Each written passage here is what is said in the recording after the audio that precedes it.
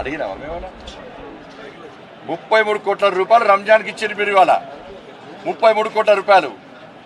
హైదరాబాద్ బోనాల పండుగ ఇచ్చింది 5 లక్షల రూపాయలు. 5 लाख 5 lakhs 33 crores వాళ్ళ రంజాన్కి ఇచ్చారు. వద్దలే ఇచ్చుకోరి, ఇంకా 10 కోట్లు ఇచ్చుకోరి. కానీ ఇందులో ఏం పాపం చేసిన వాళ్ళ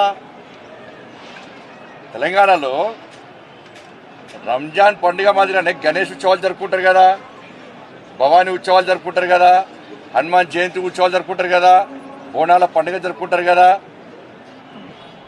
శ్రీ వెంకటేశ్వర స్వామి ఉత్సవాలు జరుపుకుంటారు కదా, అనేక పండుగలు జరుపుకుంటారు కదా.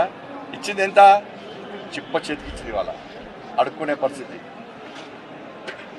ఇలా భాగ్యలక్ష్మి అమ్మవారు చాలా పవర్ఫుల్ టెంపుల్. ఏమిచ్చారు?